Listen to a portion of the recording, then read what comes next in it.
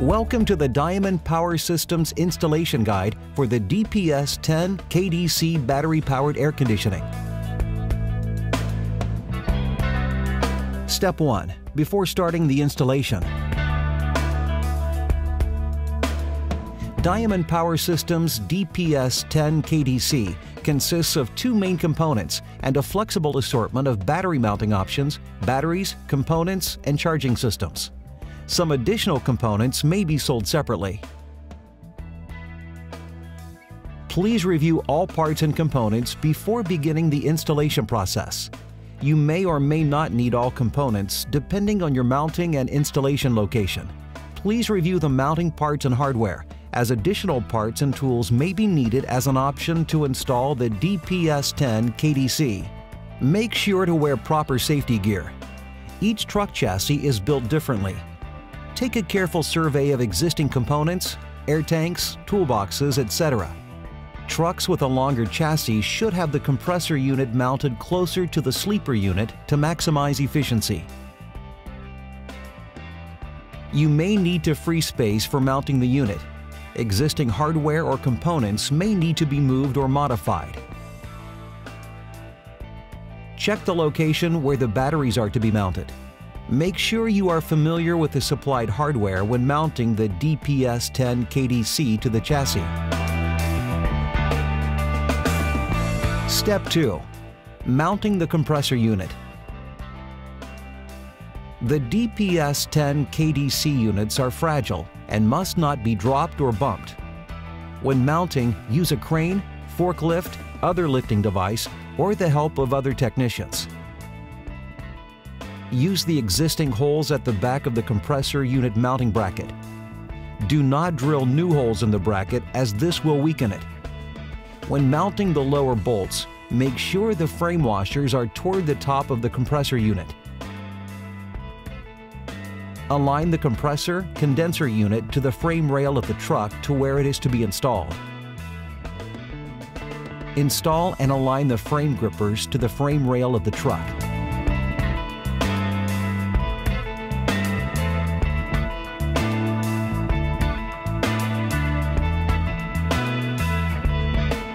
Install the washers and bolts.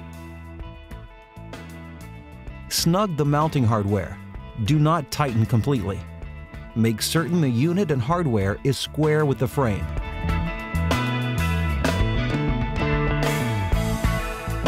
Torque the mounting bolts to 35 foot-pounds.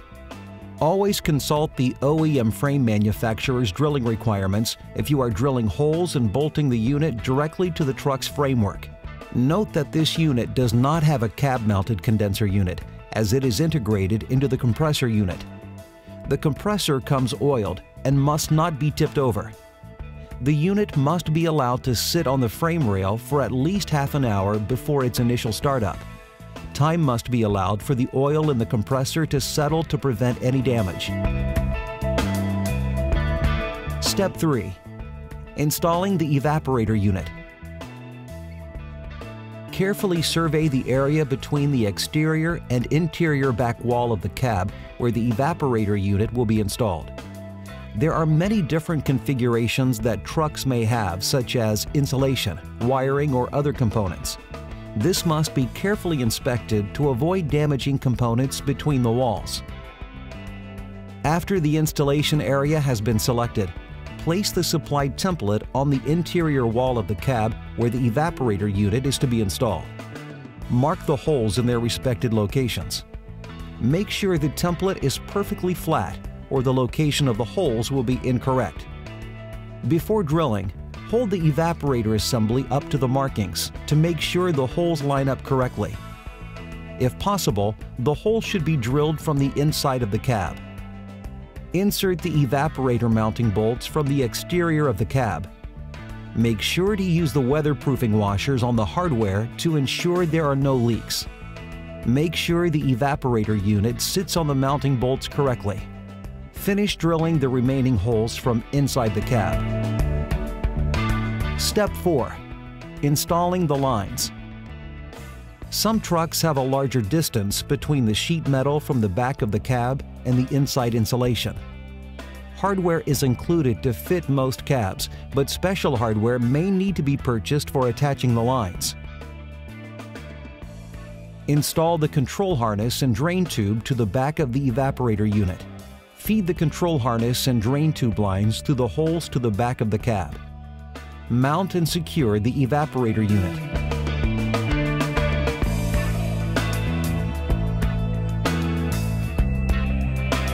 Install the high and low refrigerant lines to the evaporator unit. Lightly lubricate the green O-rings with R134A air conditioning compressor oil to ensure that they do not rip when tightening.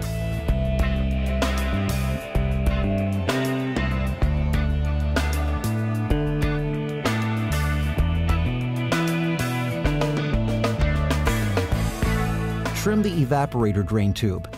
Connect the remaining hose to the L connector and fasten with a hose clamp.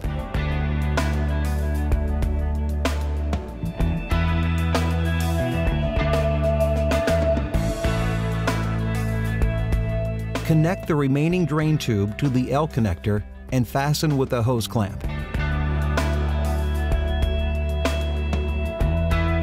Insulate the low side refrigerant line with the supplied insulation tape to prevent condensation buildup and corrosion.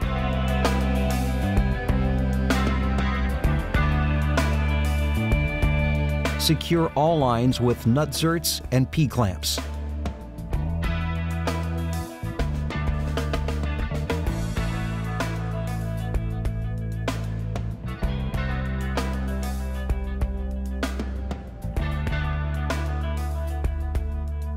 Special attention should be paid when securing the high and low side refrigerant lines to ensure that they do not crack during cab movement.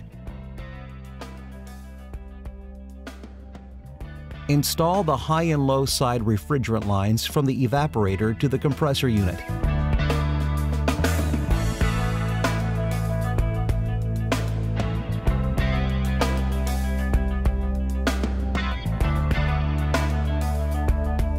Install the control lines from the evaporator unit to the compressor unit. Plug in the evaporator unit power lines to the cover and secure the cover.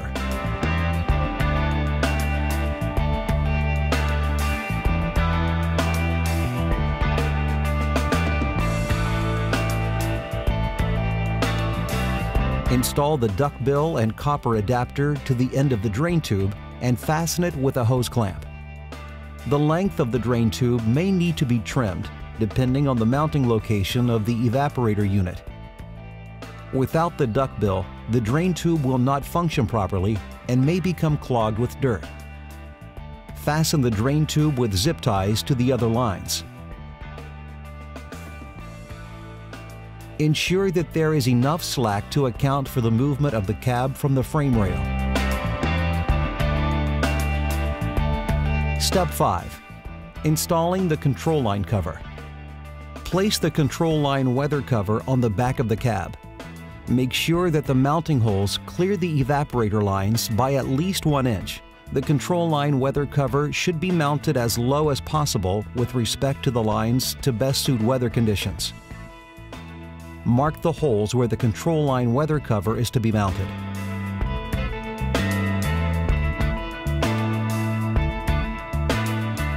Drill holes and install the nut zerts.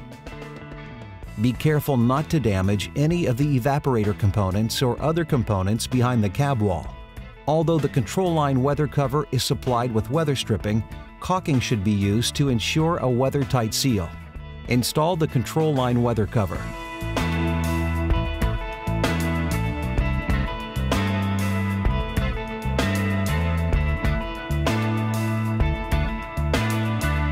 Step 6. Installing the auxiliary batteries.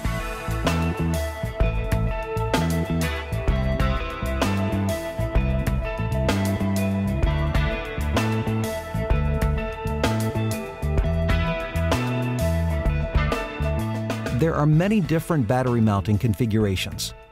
The closer the batteries are mounted to the compressor unit, the more efficient the unit will run. In this case, the batteries will be mounted in a special container which will also function as the catwalk. The battery should be installed where it does not obstruct the drive shaft or any other moving components of the chassis. The battery should run in parallel, not series. If the battery configuration is incorrect, the electrical system and compressor will not function properly and may become damaged, voiding the warranty. The power cables to the compressor should be on opposite poles of the battery system, not on opposite poles of one battery. Consult a certified electrical technician if you are unsure. Step 7. System check. Refer to the PDI worksheet for the final inspection. Perform these steps only after the HVAC and all other components have been installed. This worksheet can be downloaded from the Diamond Power Systems authorized dealer website. Accompanied with this worksheet is a checklist that must be filled out by the installer and forwarded to Diamond Power Systems to activate the warranty.